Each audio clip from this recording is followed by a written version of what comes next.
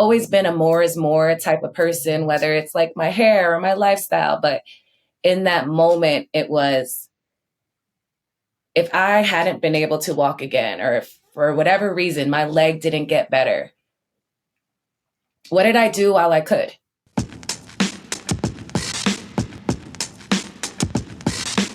Hey, Sheree. Hey, Han. How's it going? It's going good. It's going really good. How about you?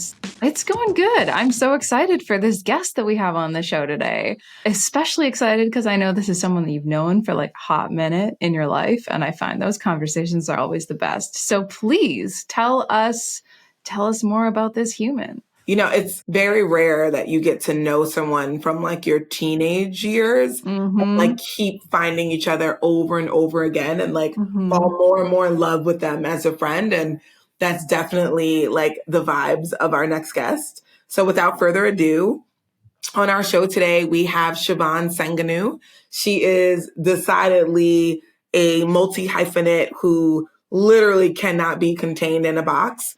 She is a singer-songwriter. She does work in the genre of house music. She does R&B. She does soul. Her voice is incredible. Think of her like Sade meets Amy Winehouse meets Khalees, all rolled up in one. Started early in her career at Def Jam and then did this really interesting turn into education in New York City. She works in arts. She's currently in leadership at the Lower East Side Girls Club. And what I love about her is how much she brings all of these pieces of her life into her day every single day. It is a complete joy to watch. And so without further ado, I want to introduce Shyvonne Sanganu to the Just Got Real pod. So Shyvonne, we're so excited to have you on the pod today. Tell us the moment where it just got real. So the year is 2017 and I'm at JFK about to go to Bali, Indonesia for the first time. And I hand over my passport and then they held on to it. And I'm waiting and I see them talking behind the counter and I'm like, I have a flight to catch. And then they never gave it back to me. And then someone came over and they said, you can't fly today. And I said, what do you mean I can't fly today? And I went through all the list of things that I never even did wrong and wondering if I'm on a list somewhere for like protests or just whatever else I've done. And then I find out that the international law for Indonesia is that you can't travel within 6 months of your passport expiring. And they said, you can leave today. I figure it out and I go into like just crisis management mode and I get a new passport expedited and I hit up some friends from when I worked in entertainment. They told me a person to go to and then they told me another person and I worked it all out and then arrive in Bali about 3 days later. So I missed the first leg of the trip. Okay. Through a mutual friend in New York is actually from there and she was back home for a bit. So I hit her up and I was like, oh, the first part of my trip was canceled. She was like, oh, come to my house. So she lived in Seminyak and traveled there first. And we went to dinner and then just something felt funny in the car. First was in the restaurant. It just felt like a weird tingling, but it didn't hurt yet. And then in the car, it started to like burn a little bit. And then it just kept feeling worse. And then by the time we got back at the house, I couldn't put any pressure on my leg and it felt like I couldn't walk at all. So I make it to the house and then throughout the night, it's just getting worse. It's getting worse. Wow. And I was there traveling with my ex and, you know, eventually we fell asleep. And then in the middle of the night, I had to go to the bathroom and I was like, how do I even get to the bathroom on my own right now? And I kind of crawl there and it's just this very vulnerable, but really scary moment because I'm also across the world. And what am I going to do if it doesn't get better? That's just what kept going over my mind over and over again. So I make it to the bathroom and I come back and I just pray. And I'm like, I don't know what's going on, but besides this trip, this can't be my life. So I sent some messages to the Airbnb host because now we're somewhere else nearby my friend. And he says he'll drop off something in the morning. So I try the natural oil. I go in the water because I'm just a big believer in water will heal everything. So I'm just like laying in the water. I'm like, cleanse me because I do not know what's going on. But like, how do you get to the water? All of this is kind of like using my my ex as a crutch. So, was a very strong support system of like, this was a pool right next to, if the door was here, the pool was right here. Okay. So it wasn't hard to get to, it was hard to get in. And my friend and everyone, the driver is like, do we go to the hospital? Do you want to go back to New York? I'm like, no. Even with everything wrong, there was no reflex in me that was like, I'm going to go home. But you couldn't walk. I know. My first thought was, how do I make this work as opposed to how do I get home? Which is ridiculous. But I think that also sets the tone of how my mindset kind of shifted from this experience. But I'm scared. But I feel little moments of like, okay, I can like put some pressure on it. So by the time the car came and it was like, are we going to the airport for an emergency flight back? Are we going to the hospital? Or are you going to go to your next stop? I'm still stuck at like, you're in the bed and you can't walk and you make this decision of like, going forward, but you're like literally halfway across the world. Yeah. Like, did your boyfriend at the time, like I'm curious on like what the advice was from the people around you. Like, did you tell your family what was going on? No. Were only the people close informed? Like, because I'm trying to imagine myself who's traveled to like 70 countries. I don't like when I get a health scare, I'm like, airlift me, please. So I'm just curious on like what's happening around you and how are you like processing this? I think because the first step was an obstacle of the passport, which is not at all the same because it wasn't health, it wasn't physical, but I was in the mindset of like survivor. We are going to get, we are going to make it. So once we were there, I was like, I'm here. I don't know what happens now. I don't know what it looks like. My family, God bless them, but I come from, a worrying mother. The last person I was going to tell was her to have her worry and manifest something that I didn't know was happening yet. I shared with the friend that lived there, and she was just like, oh, maybe you got bit by something. So in my mind, it was like, okay, this is temporary. My worry was as if it's not, but it didn't seem so abnormal to anyone else. So I was like, okay, maybe this is just, maybe there was something outside that bit me and it's not going to last long. I was making up logic to feel better. But once I put some pressure on it, once it felt a little better after the water, I was like, okay, we're just going to go into this with Mission Impossible, but we're going to make it happen. And she said, oh, there's this amazing spa you'd really like, and maybe it'll be really good for your body too. I'll tell the driver to send you there first. We drive up and it looks like the bush, a complete bush. Like went from like, an unpaved road to now we're driving through the trees. And when we get there, it is one of the places when I close my eyes and meditate that I picture that path. Like when you don't know where you're going and no one speaks English and then you get there and it's just abundance of nature and it was kind of open air and it all opened up to the jungle. And I walk in and I'm trying to explain to them that I want to get this flower bath with milk and that I'm having a problem with my leg and I don't know what I need.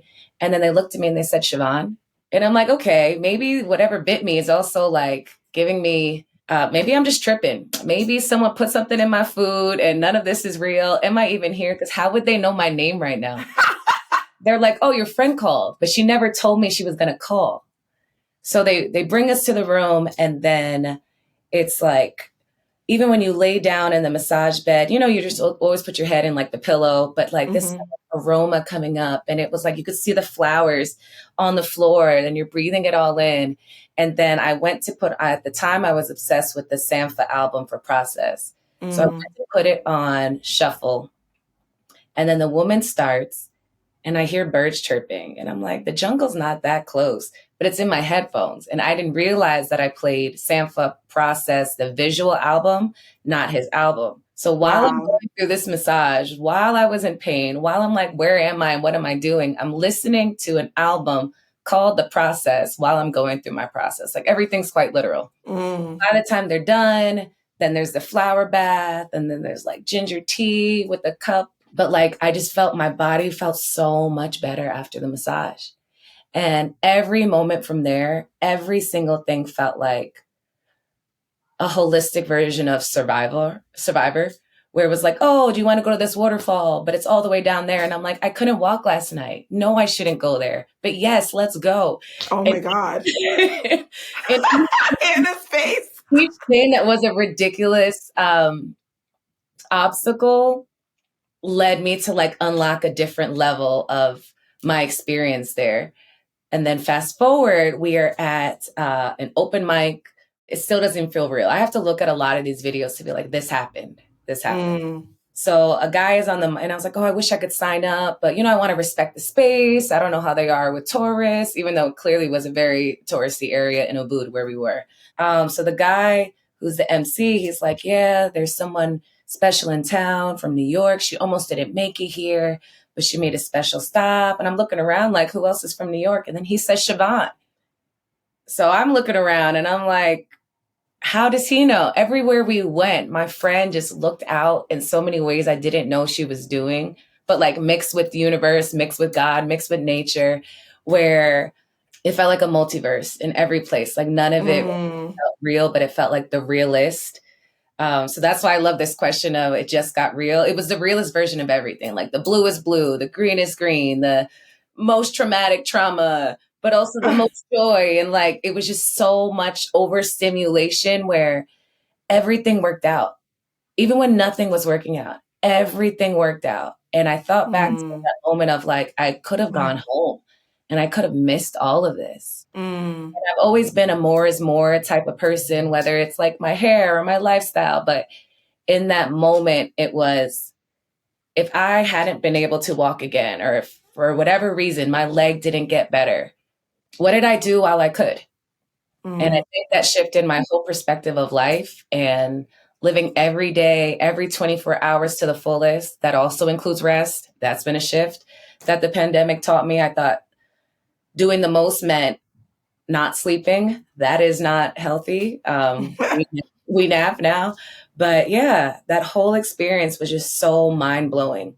Like going to an elephant sanctuary and I took a nap and elephants were just walking around me. That's ridiculous. I just felt so comfortable and like in my body and in my soul in a different way after like that first experience of thinking, what will I do from here? And then I did everything.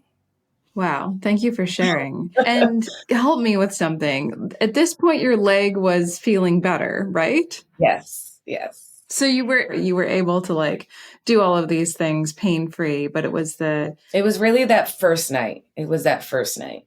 And well, then you could have bailed. You could have gone home, right? You could have been like, anyone logical would have gone home or to the hospital.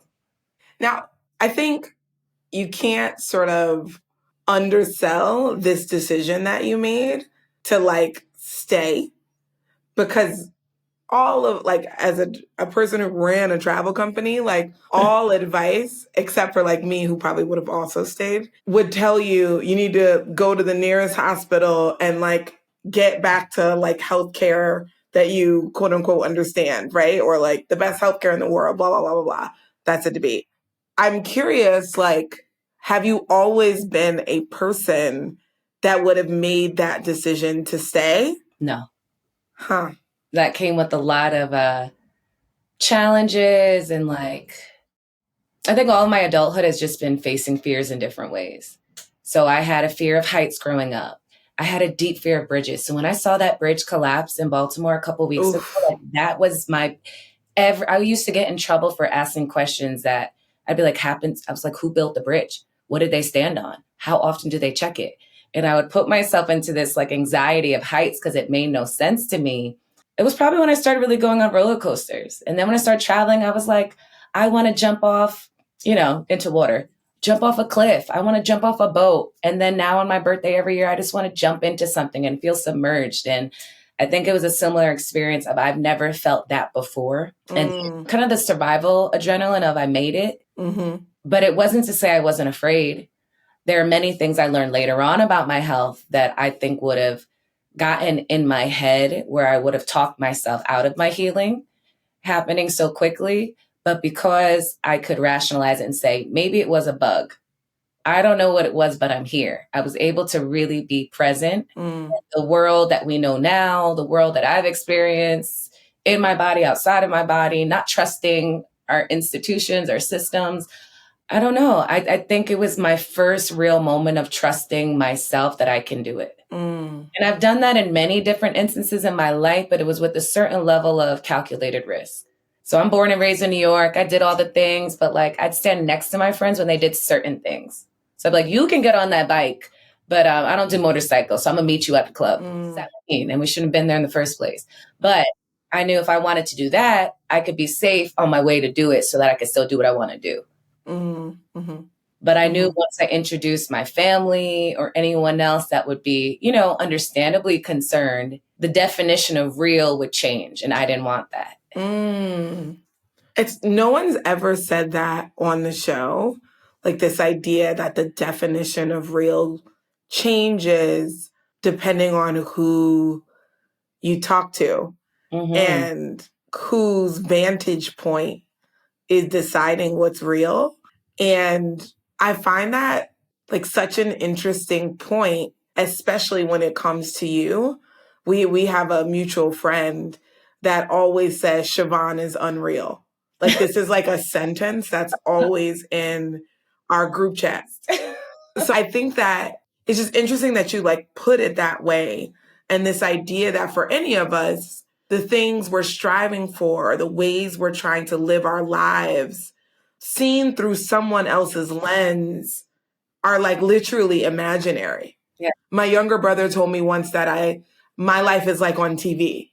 That's like another vantage point of like, it's not real. And I'm curious, like, how does that show up in your life? Like, given sort of the very multifaceted way you exist? Yeah, I've actually never said that statement I said before. I'm trying to remember it so I could write it down and it can become a song. But so I'm like, yeah, nothing and everything is real. But whenever I go on a trip, the first thing my dad says when I land, he's like, welcome back to your real life or to the real world. And I'm like, but that's real too. So I'll debate with him. And I'm like, you can't take that experience from me just because I'm back in New York and I'm cold. Like it's all real. And my relationship to what is real has developed and grown in a lot of different ways. A lot of that is therapy. A lot of that is mistakes. A lot of that is heartbreak. But what I've learned is it's the story we tell ourselves that makes it real. So there's a Netflix show, maybe it's like Mind Explained or something. And they did a whole breakdown of the memory. And they spoke to someone on a bunch of kids, 9/11, what's your memory? And they said, I remember at my school, I looked out the window and I could see the buildings fall. And then they interviewed the parents and they said, that's not true. You can't even see the view from their school. And they broke down because they watched it on the news over and over and over again, that became their memory. And even if it wasn't real, it shaped their whole life because that was their version of this real story. And that became trauma, but it was from the news. They didn't see it in real life. But on the flip side, my father worked on the top floor of the World Trade Center. And I had an audition for Footloose and I made him late for work. And he normally never lets us miss school. The whole time he's like, you're never missing school again. I can't believe, you're going to make me late for work. And then the first plane hit while he was still on the train because I made him late. So like the version of real is so different pending your perspective, but your relationship to it. Yeah, like certain stories I tell or I say out loud or I say it back. I'm like, I had to remind myself it was real. Because it can't be sensationalized or it can't be like, how is it that literal? Like sometimes it is. And I think that goes into every part of my life where to someone else, I have friends that say, when I watch your story, I'm exhausted. I watch my story on Instagram. I'm like, you did that. And nobody could take that away because especially days where like I'm going from teaching, then singing, then this, then that, I look at it and I'm like, wow, this is everything I wanted to do one day, but I find a way to do it like each day. And life is so short and life is so fragile that if for whatever reason I'm not here tomorrow, I did all these things today. And it's not in a way of rushing. I think it's from a different lens of gratitude that I'm just grateful that I can. So if there's an opportunity, including to rest, I'm going to take it. Your stories are like the only stories I know. Like I remember, we've been friends since we were 18 and 19 years old. Yeah. But your stories were the first time I realized that like the little markers on Instagram stories that let you know like how many stories are posted could like literally be dots and not dashes. It's like 24 stories long, like in a day. No one watches more than me, and that's okay. Because that's also it's true. my relationship with the internet. It's not for other people. There's certain things I enjoy sharing, and I enjoy the message that I'm proud to share, but it's reminders for me. My favorite days, I save the whole 24 hours and I put it in a folder. And when I need the reminder, I will watch my whole day again and just remember that days can be like that. Do you have a favorite day? I think it's Bali again. Really? Yeah. So I'm telling you, so much happened that trip, but it was like a crazy storm. And I had planned this like boat ride to another island, and you had to go like across this river, but it was like a boat this small and waves this big. And I'm like, we're here, we're going to do it again. And then we get to the other side and don't know how to find the driver. And then the driver shows up and he's wearing like a Bob Marley t-shirt and speaks no English. And the whole ride, he doesn't even say where we're going. He's just playing Bob Marley. And I'm like, all right, message received. We get to this tall staircase, and he just points up. And then the elevation, the stairs, all of it. I was so like, had to take several breaks. Finally get to the top and realize it's a temple, but it's a temple inside of a cave. So we go inside and they're giving out these, I have a whole song I wrote about it called Leaning Towards the Sun. But they give us water bottles that say holy water. And I'm like, how is it holy water if it's in a plastic bottle? So all these things are very literal. And then they point down to crawl into the cave. And I didn't know if it was going to be this small. I didn't think it was going to be big. Get through the cave, and it's like this huge, expansive temple inside of the cave.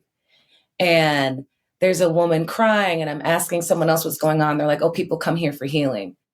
And this is all days after everything that had happened. So I'm praying and I'm listening to her like just cry and wail, but it didn't sound like hurt. It just sounded like prayers in her version of it. But it was pouring when we went in. Come out the cave, literally, I can't make this up, even though everything sounds made up. It is like the most gorgeous day outside, and there's a rainbow, and there's chickens running around, and there's kids with like airbrush t-shirts with Lilo and Stitch on it on like little scooter bikes. And then I found out it was like the last day of school.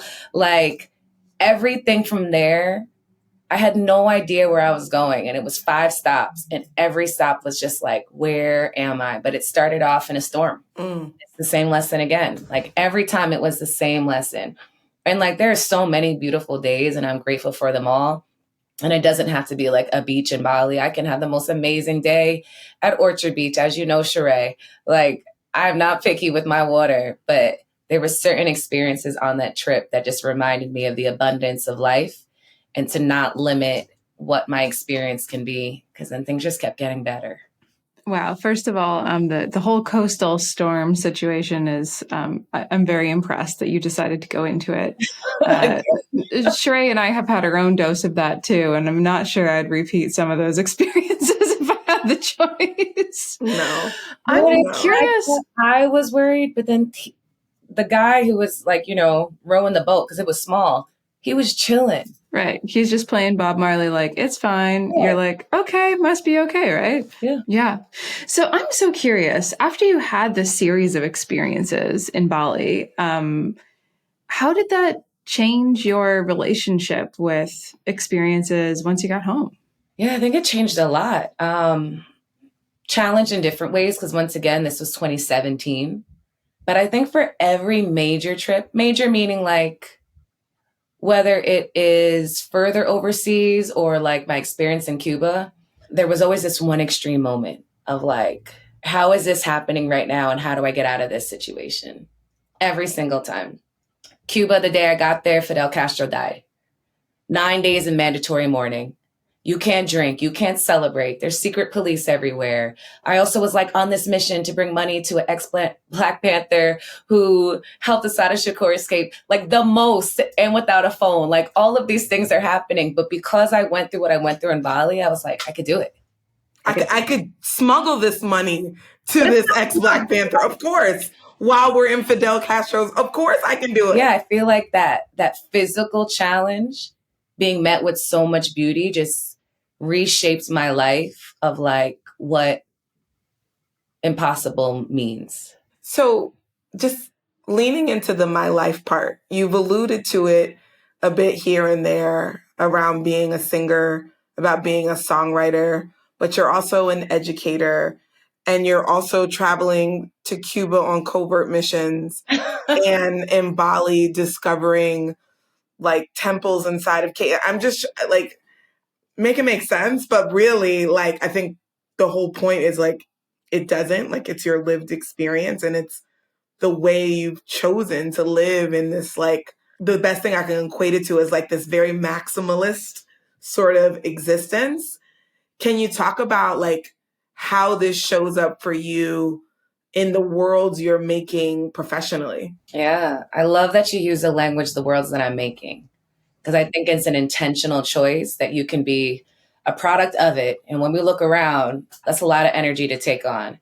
I am very empathetic and I'm very aware, but I don't want to be in the world in that way. I don't want to be reactive to everything happening. And when I step into certain spaces, especially with young people, it's so important for me to be my whole self. And I can't do that if it's from a lens of thinking about how insane the world really is.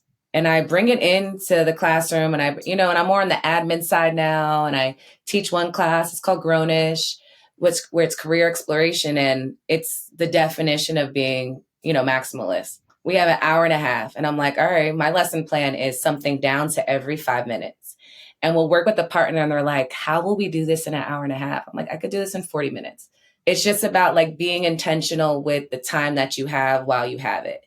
And I treat my whole life like a lesson plan where if I start a certain way, because I know how I want to end it, what can I fit in between where it still can make sense to me? Even if it makes sense to nobody else, it can make sense to me. So someone had texted me and I was like, oh, I'm picking up kids at a fifth grade school. Oh, but I have a podcast tonight. And it can sound overwhelming to someone else. And in the moment it is for me at times. And then I just like make some tea and I take out my pin curls and I put out the mic and I'm like, yeah, you can do it all, including rest. And rest has been the biggest lesson for me with the pandemic. I didn't sleep until the pandemic. I was always out. You could find, if you want me to meet up with you somewhere, I'm already somewhere, so I can meet you. Every time already somewhere. I didn't think I needed sleep because I worked in entertainment and then I clubbed when I was young. And in college, I had a double major, a minor. I played a sport. I was a Delta. Like there was no sleep. So I took that into my adulthood and I didn't realize how much it was taking a toll on the inside until I started resting. And now I need it in a whole different way.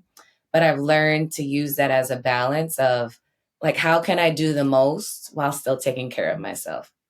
That is so, so relatable. I probably went through almost the exact same thing you just described. I'm sure it's very relatable to many others too.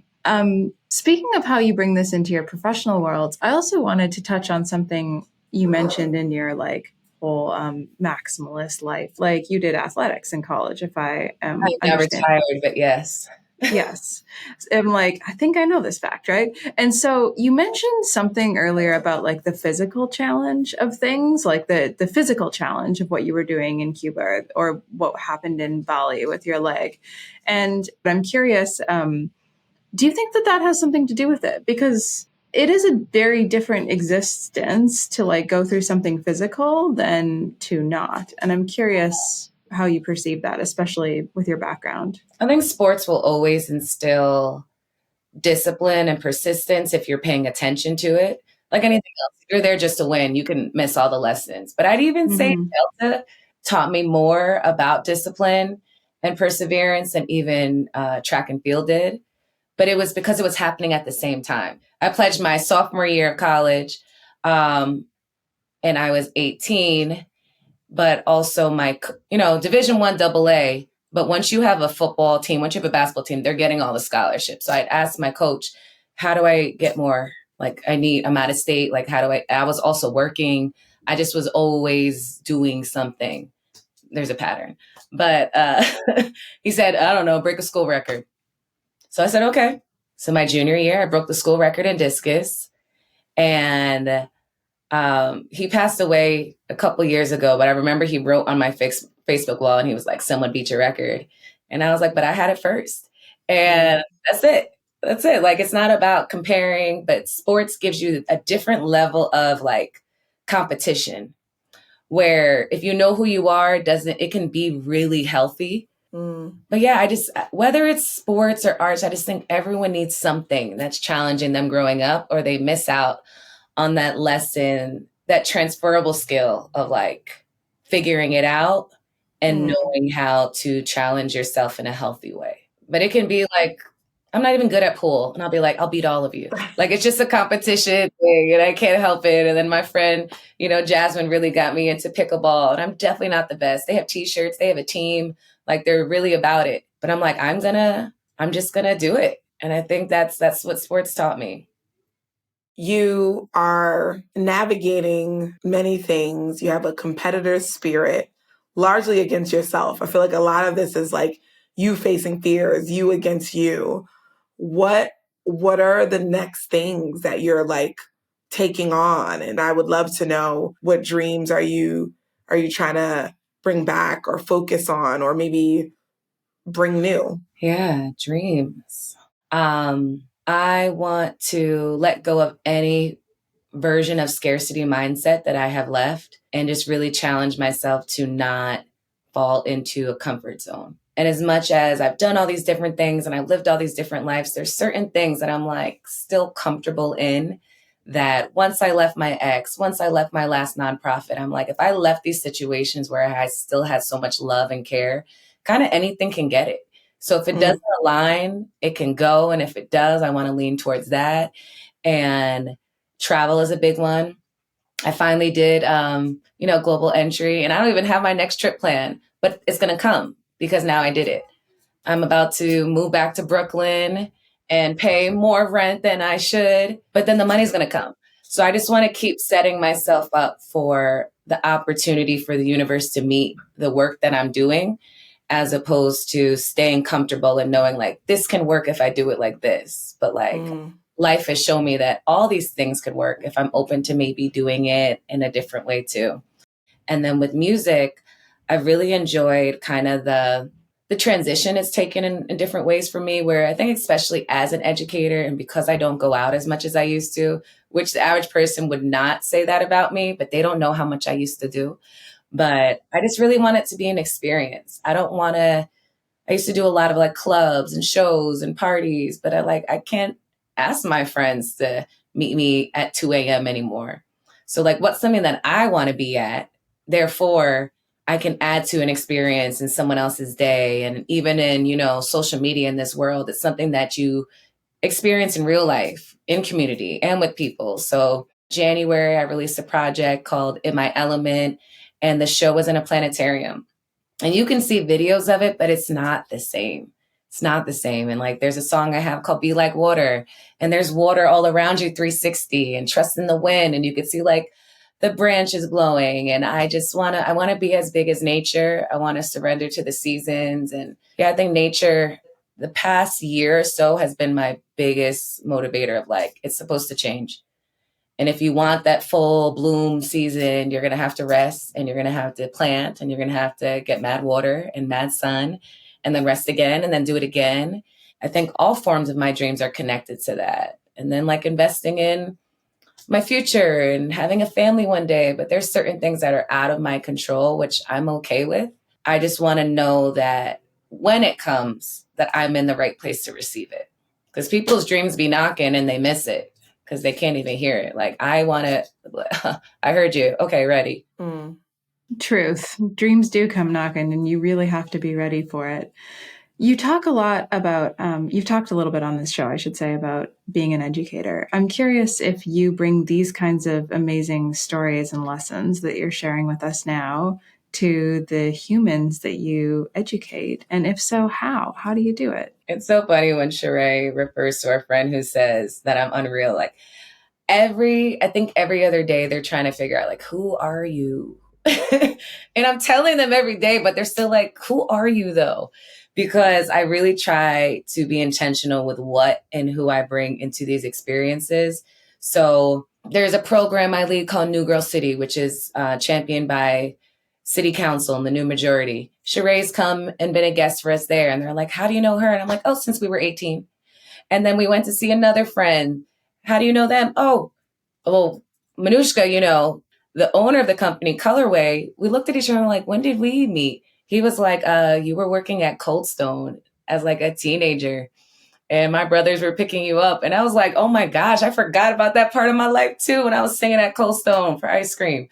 But I try to be as honest as possible because especially with career exploration, I'm like, stop checking these boxes. I'm like, do it. And then anyone that comes in, I'm like, what was your major? What did you think you were going to do? And what do you do now?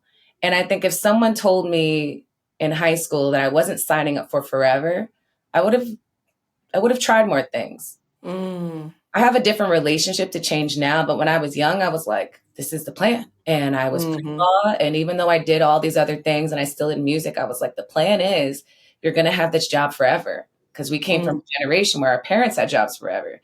And it's not the same anymore. And I don't have all the answers, but I want to be as honest with them as possible about the truth that I've learned. So I bring my friends in, I bring experience in. The planetarium show was at the Lower East Side Girls Club. And it was even during sound check.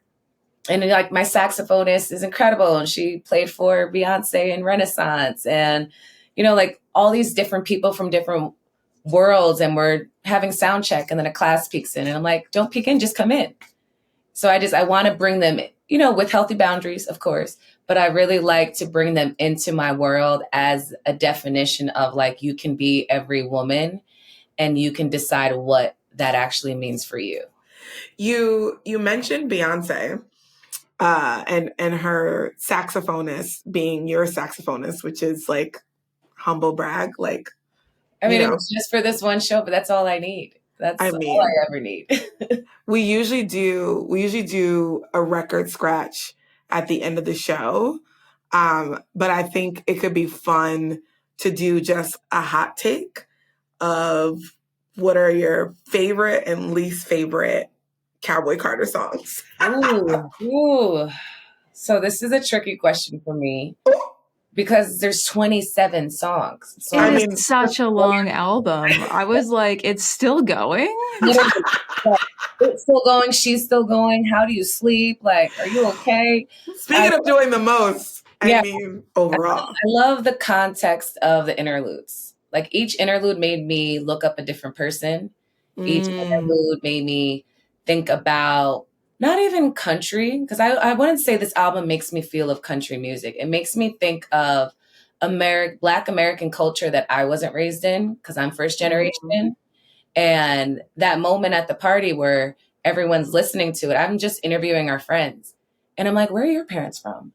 Like, oh, are you from the South? Do you know, like, I had so much culture shock in college because everyone was like, where are you from if you've never had collard greens? And I'm like, we eat callaloo. Like, I'm Caribbean. So this album is interesting because it's citing a lot of history that I had to look up. I used to teach global history, hated teaching U.S. history because it was to the region standardized test. So it's only based off of what they're going to ask you. But yeah, I feel like if you wanted to do a dissertation and really break down the language and the context and the writers and the different stories behind it, and like the woman who was the first Black singer at the Grand Opry, like, but the context of like what that means during that time and to have her still with us to speak on it in 2024 and like Dolly Parton and the videos of her like singing with her nails with Patti LaBelle. Yep. Like just people who are really connected to the culture, but have always been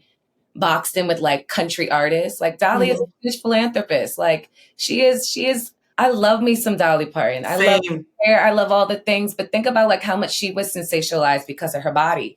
And 100%. Everybody is whatever they want to be for their body, which I respect, but there was so much, I think, that was taken away from her credibility from outside of the country.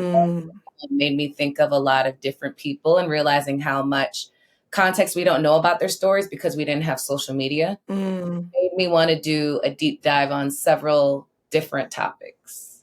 You know, amazing body of work. Like, just when she says act 2, you can't help but wonder how many more. Like, is she going to go through every genre? True. Han, hot takes, favorite songs. Favorite song, probably Jolene. But, you know, there were a lot of moments that I was like, I'm really into this moment. There were also a lot of moments where I was like, I am not so into this moment. And I feel like I maybe need to come back to this and listen to this again. And I think, you know, that is fine. To have that relationship with it. And it made me actually like look back on all of Beyonce's catalog, like her entire oeuvre, and be like, wait, which albums and songs am I really drawn to and which ones am I not? And that's when I realized like there's like a period that is like that I love so much. And then there's other parts of her music that I'm like, you know, could kind of take it or leave it. And that's when I sort of realized like just how much stuff she has produced, like, and so that was what I was mostly reflecting on, and how like it's also okay not to love something by one of your favorite artists. And yeah, I'm just happy that she's exploring and doing all these things. Yeah. So I'm definitely a Beyonce obsessed person, and I've been this way since Destiny's Child. I've literally listened to the writings on the wall at our friend's hoedown, like back to back. I hadn't listened to that album since I was in high school, and I literally listened to it end to end. Shyvonne spoke on something that I think I've been really excited about with this album. And it is just like this reclamation of Americanness as a Black woman. And it's weird. Like 2 of my friends always tell me that like, I'm going to meet Beyonce, and like, I remind them of Beyonce in very specific ways. And I was always like, I mean, I'm super flattered, but I don't get it. But this album, like, really reminded me of myself.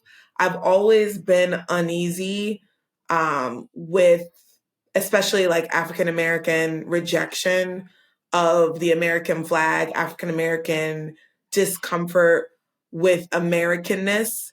And that's something that has been something that I've become more and more present with as I've come back to the States. You know, she did Black is King and did this whole go back to the motherland moment, and, you know, highlighted all these Afrobeats artists. And it was like, so I was so excited that she did that. It was at the same time that I was building Tastemakers. And so I very much felt like aligned as this like African-American woman giving a platform, but also sharing and learning from what's happening on the continent. And so for her to come now and do Cowboy Carter, very much digging into like deep South African-American subcultures, like at a time where I am working through my tensions of feeling very much centered in the American conversation now that I'm not working on Tastemakers anymore and navigating like different worlds. I felt like so seen. Like my family's from the South. They got to New York as migrant workers. You know, Chitlin Circuit music was the music my grandmother and her mother were playing when I was a little girl. I still eat chitlins and collard greens and cornbread with my hands. Like, I am very much a product of the South. And I often, especially being in New York, feel flattened as an African American because so many people don't understand the nuances of our culture and the cultures we've built. And in this like Black melting pot of New York, you know, Caribbeanness is celebrated or Africanness is celebrated. And I don't personally feel like the richness of Black American culture is celebrated or understood. So this album for me, like I was just like, I felt so seen and I felt super celebrated. And I felt like this is a chance for other people to get to know, like, you know, I'm not from Texas, so, but like the richness of the rodeo and the richness, I mean, Lemonade very much to me was like Creole, Louisiana, like culture embedded into an album. And I think these subcultures are super important and these like story ways are super important. And just to see how she's like put it on a platform musically and like mashed it all up. I mean, Shyvonne, like your life is like, what is a genre? Like, I feel like that's your life. And that's a theme that's like in her album again and again. And I feel like even in my own way, I feel like that, like tech and music and, you know, community and food and so also this idea that all of us, particularly as women, get to be as many ands like as we want to be. And obviously she's Beyoncé and she's one of the most successful artists in the world, but I kept finding myself in the album, especially in that way. And I was just like obsessed, and like favorite song is really hard to pin down, but the Scorpion Me loves Daughter. Like it's probably a sleeper trap for most people, but I like the darkness of it. Like the same on Renaissance, like I'm always gonna like a deep voice, raspy, like almost dark Beyonce track, but I probably have listened to the album like 20 times by now, like end to end, because that's just where I'm at in my... song Daughter is. Now I have to re-listen. I really love it. It's probably not most people's favorite, but I'm obsessed with it. That's not quite a record scratch, more of a let's talk about this record, but you know, I appreciated hearing everyone's takes.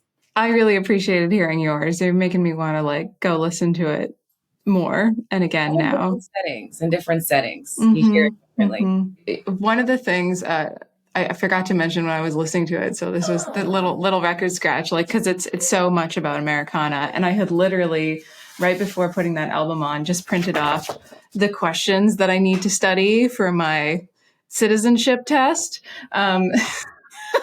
Yeah, that's happening this year. Hopefully, we'll see. It's on timeline, right? But I was like looking at these questions, you know, and I put the album on, and I'm like, huh. And then I put them down and forgot about it, obviously, because listening to Beyonce is way more interesting than studying for your citizenship test.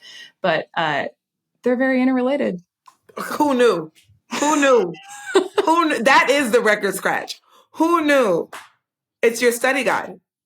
Cowboy Carter is your citizenship study guide now. The citizenship test, maybe like 2 years ago. She's from Trinidad, but then went through Canada first. So she still had a Canadian passport.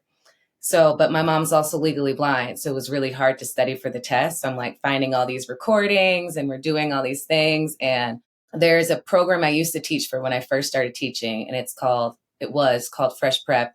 And to learn the information you needed to pass the test would be in the form of a song. So the hook would be the thing that's more critical that you should think about, but the verse would be the date you need to know. So like the verse would be right around 1492, you know who sailed the ocean blue. So when they ask on the test, what year? Columbus, 1492. But then the hook would be Columbus Day is hard for me. Talk about like, what does that really mean? How do you discover something that was here? What happened to the indigenous people that were here in the first place? So I tried that technique with my mom for like how she can learn more about American history. But like, you know, everyone's a different learner. And I wonder. I was just ready for you to sing what you sang for your mom. Like I was just ready for that. Because I think also like, because I taught global before I taught US, I'm super triggered by the citizenship questions because it's also from the lens of like the average American not only doesn't know, it's because they didn't teach it in school. So what is the standard of knowledge that we're giving to people that are coming to the country when we're all people who came from another country? But yeah, the language on the test is tricky. But if you need some websites, I got you. Wow. Look at that. Bonus educational material. Love it. Love that. Well, listen, thank you so much for being on the show today. This was a, you know, I'm going to bring it back full circle. This was a roller coaster of an episode. I feel like we went everywhere. We went to Bali, we went to caves, we talked about heights, we went to Cuba. I don't know what we didn't touch on. So thank you so much for being a part of this. This was a really, really wonderful conversation. Thank you. And thank you for, you know, reminding me how real all these things are. 100%. Bye.